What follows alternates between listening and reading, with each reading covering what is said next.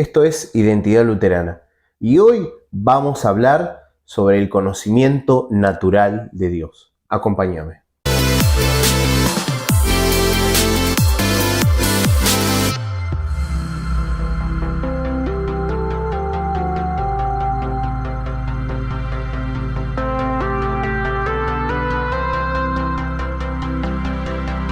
Bien, como les habría mencionado, vamos a hablar sobre el conocimiento natural de Dios. Todo lo que se sabe y todo lo que el hombre sabe acerca de Dios, lo sabe gracias a la revelación que da Dios de sí mismo, ya sea en el reino de la naturaleza o en el reino de la gracia, es decir, ya sea mediante la obra divina de la creación y la providencia y mediante su santo libro que es la Biblia. Por consiguiente, distinguimos con razón un conocimiento natural de Dios y un conocimiento sobrenatural o revelado, que es decir, cristiano de Dios. Más adelante en otro video vamos a hablar sobre la antropología negativa y por qué esto que estamos hablando ahora tiene sentido, porque si no, no se entendería. Pero ya como adelanto te digo que la antropología que el luteranismo maneja o cree es negativa. Si Dios no se hubiera revelado a sí mismo, el hombre jamás habría podido conocerlo, ya que Dios es la personalidad absoluta y perfecta y que habita en luz inaccesible, a quien ninguno de los hombres ha visto ni puede ver, como dice la Biblia, ¿no? Mediante el conocimiento natural de Dios, el hombre sabe que existe un ser divino, personal, eterno y omnipotente que ha creado el mundo y aún conserva y gobierna todas las cosas y que es santo y justo, exigiendo lo bueno y castigando lo malo. Ahora, este conocimiento natural de Dios se imparte al hombre mediante las obras divinas de la creación. Estas por sí mismas sirven de testimonio a su omnipotente creador. Por ejemplo, en la Biblia, San Pablo afirma que aunque Dios mismo es invisible, el hombre no obstante sabe algo de él y en particular de su personalidad y eternidad y también de su soberanía por medio de las cosas hechas. También podemos observar muchos testimonios de filósofos muy conocidos como Aristóteles y Cicerón que confirma la verdad de esta declaración. Por ejemplo, en uno de sus escritos, Cicerón dice: Deum no vides tantem Deus agnosis est operibus eius. Es decir, este conocimiento natural de Dios es tan innegable que el apóstol dice que no hay excusa alguna para ateos, agnósticos y aquellos que niegan, digamos, la existencia divina y los mandamientos divinos. Esto es una prueba cosmológica de la existencia de Dios. El punto B, mediante la continua actividad divina en el reino de la naturaleza y de la historia humana. En la Biblia también podemos ver, justamente en Hechos, asevera San Pablo que Dios no se dejó a sí mismo sin testimonio, haciendo bien, dándonos lluvias del cielo y tiempos fructíferos, llenando de sustento y de alegría nuestros corazones. El conocimiento que obtiene el hombre de la continua manifestación que hace Dios de sí mismo en la historia humana lo describe el apóstol en Hechos 17, por ejemplo. Y el apóstol declara, ¿no?, que Dios ha hecho y gobierna a todos los hombres para que busquen a Dios, añadiendo que en Él vivimos, nos movemos y somos. Y atento a esto, ¿no?, porque estos textos, ¿no?, lo que dice ahí, son de algunos poetas paganos que llegaron a asegurar también que somos linaje suyo, ¿no? Y esto es una prueba histórica de la existencia de Dios. Otro de los puntos, que sería el C, sería mediante la ley divina escrita en el corazón del hombre. Por medio de esta ley, los hombres han entendido el juicio de Dios, ¿no?, que en Romanos 1:32 lo dice claramente. Pero aún sin poseer esa ley revelada como la tenían los judíos, hacen lo que es de la ley, ¿no? Como dice la Biblia, dando testimonio por naturaleza de su conciencia, acusándoles o defendiéndoles sus razonamientos. Y esto podría ser bien la prueba moral de la existencia de Dios. Hasta acá, todo esto demuestra que las teorías antiteístas que sostienen algunos no son el resultado de un razonamiento lógico, sino más bien el efecto de la supresión perversa e intencional que ha hecho el hombre del conocimiento natural de Dios y de ese conocimiento que ha sido sembrado por Dios mismo en el corazón humano, como lo dice Romanos 1:18.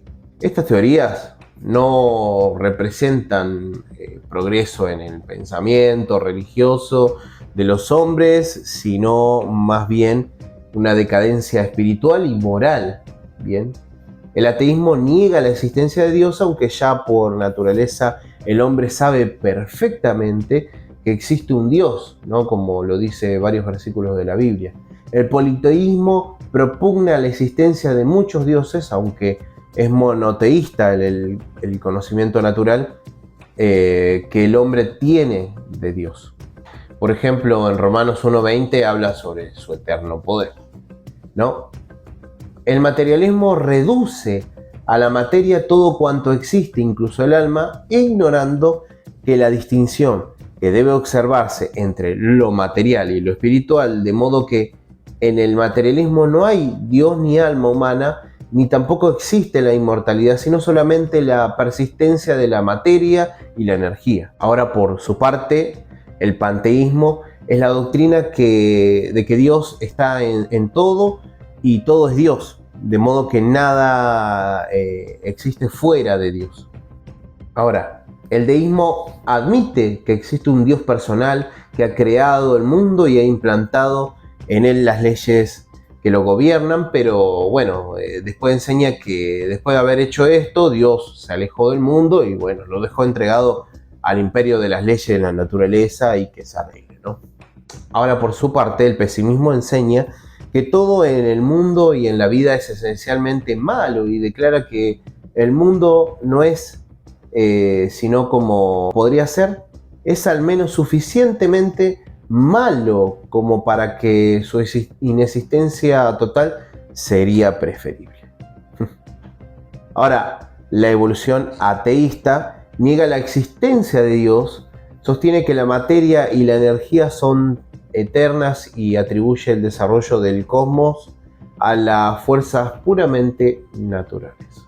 La evolución teísta mantiene que Dios creó la materia primordial y que desde entonces ha sido la evolución su modus operandi para alcanzar la forma y condición que tiene ahora. Por otra parte, el agnosticismo enseña que no podemos saber si Dios existe o no. El positivismo alega que podemos conocer solamente los fenómenos, pero no los noúmenos o la esencia de las cosas. Por consiguiente, es agnóstico respecto a Dios, al alma y a la sustancia de las cosas.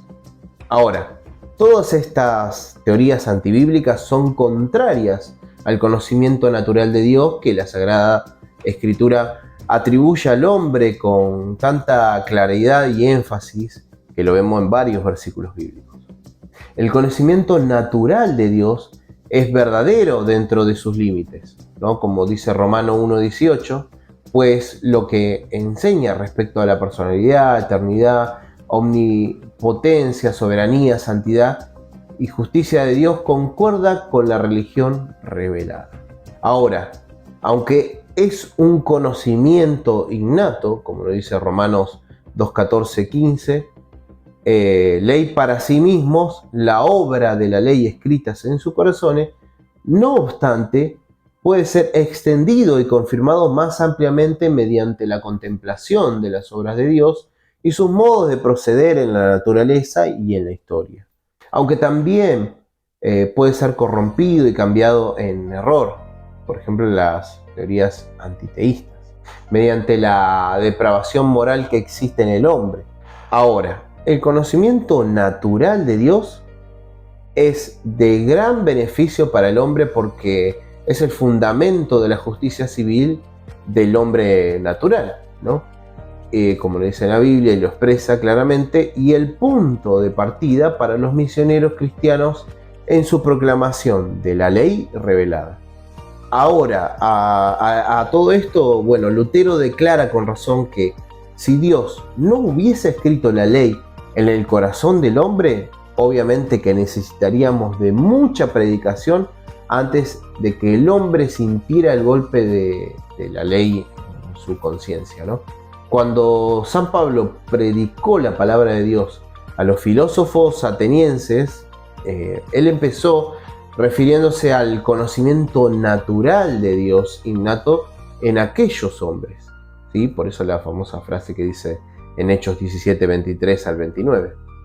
El conocimiento natural de Dios es de gran valor también porque sirve de fundamento para elaborar lo que se conoce con el nombre de pruebas racionales que contribuyen a colaborar la existencia de Dios y a combatir la incredulidad. Así, la prueba ontológica parte del concepto de Dios inherente en el hombre para conducir finalmente a la realidad de la existencia de Dios. Ahora, la prueba cosmológica infiere en que el mundo tiene que tener una causa primaria que precede a todas las causas secundarias activas en la naturaleza, ¿no? Santo Tomás de Aquino lo habló muchas veces. La prueba teleológica arranca del designio y propósito definido que se evidencia en todas partes de la naturaleza. La prueba moral toma como base la existencia de nuestra Constitución moral para declarar indispensable la existencia de un ser supremo moral. La prueba histórica extrae de la historia del hombre la conclusión de que existe un soberano supremo que rige todo el destino del mundo para obtener cierto fin prefijado. Ahora, la prueba teológica demuestra la existencia de Dios procediendo del hecho de que en ningún caso es necesario explicar jamás la existencia de Dios al hombre, puesto que toda persona en el mundo sabe qué quiere decir ese término. Ahora, por consiguiente, debe concederse la debida importancia al conocimiento natural de Dios, pues Dios lo ha dado al hombre para gobernarlo en su reino de poder y hace al hombre responsable de su actitud hacia ese conocimiento, y recompensa con bendiciones temporales y el respeto y la obediencia que se rinda a ese conocimiento. Pero a pesar de todo esto, el conocimiento natural de Dios no es suficiente para lograr la salvación del hombre. Ken Test escribe sobre este punto: el conocimiento natural de Dios no es adecuado para obtener la vida eterna. Ni por él solo se ha redimido jamás, ni podrá redimirse ningún ser mortal. Puesto que el conocimiento natural de Dios no incluye al Evangelio, sino solamente a la ley, el temor a la muerte, la realidad de la condenación y la completa desesperación espiritual. El hombre sabe por naturaleza que hay un Dios justo y santo, pero no sabe que Cristo, mediante su satisfacción vicaria, satisfizo las exigencias eternas de la justicia perfecta de Dios. Además, mientras el hombre sabe que por naturaleza hay un Dios, no sabe, sin embargo, que ese verdadero Dios, y aunque el conocimiento natural de Dios que posee el hombre coincide en algunos puntos con el conocimiento sobrenatural o revelado de Dios, el teólogo cristiano, en todo lo que enseña acerca de Dios, pone la Sagrada Escritura como fundamento, porque la Sagrada Escritura es la última fuente y también es la norma señalada por Dios para nuestra fe. ¿Sí? Es el principium cognoscendi.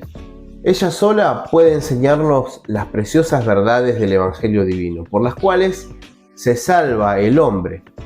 El dogmático luterano Chemnitz escribe a ese respecto lo siguiente: el conocimiento salvador de Dios, mediante el cual tenemos la vida eterna, es el revelado por medio de la palabra, en el cual Dios se da a conocer a sí mismo y expone su voluntad. Dios ha ordenado que su iglesia debe atenerse a esa revelación, y la iglesia conoce, adora y glorifica a ese Dios, que se ha revelado a sí mismo en su palabra, a fin de que de este modo pueda distinguirse la verdadera y única iglesia de todas las religiones paganas. El conocimiento cristiano que tiene el creyente acerca de Dios y que se obtiene de la Sagrada Escritura y no de otra fuente, no es solamente teísta, sino también trinitaria. Esto es, el creyente cristiano conoce y adora a Dios solo como al Dios Trino, Padre, Hijo y Espíritu Santo, tres personas distintas en una esencia indivisible. El conocimiento cristiano que tiene el creyente acerca de Dios no es un mero suplemento del conocimiento natural de Dios, sino una revelación enteramente nueva, por la cual es capaz el hombre de conocer a Dios en toda verdad y plenitud. Ahora también lo adora mediante la verdadera fe como a su Salvador. Por esta razón, cada descripción cristiana que hace el creyente acerca de Dios tiene que incluir también a la Santísima Trinidad. Es decir, cada vez que un teólogo cristiano describe a Dios, ha de describirlo como el Dios uno, que es Padre, Hijo y Espíritu Santo.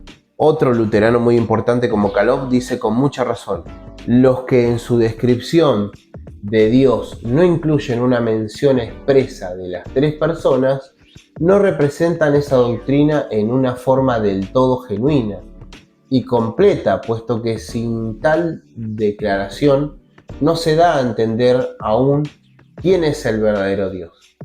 Amigos, espero que les haya gustado este video sobre el conocimiento natural de Dios, y esperemos otro video más que vamos a hablar sobre otra particularidad de Dios, como para seguir con esta parte teórica de lo que los luteranos creemos. Si te gustó el video, ponle like, suscríbete, ponle me gusta, ponle algún comentario si te gustó el video, si te parece que nuestro contenido está siendo de bendición para tu vida. Hasta luego.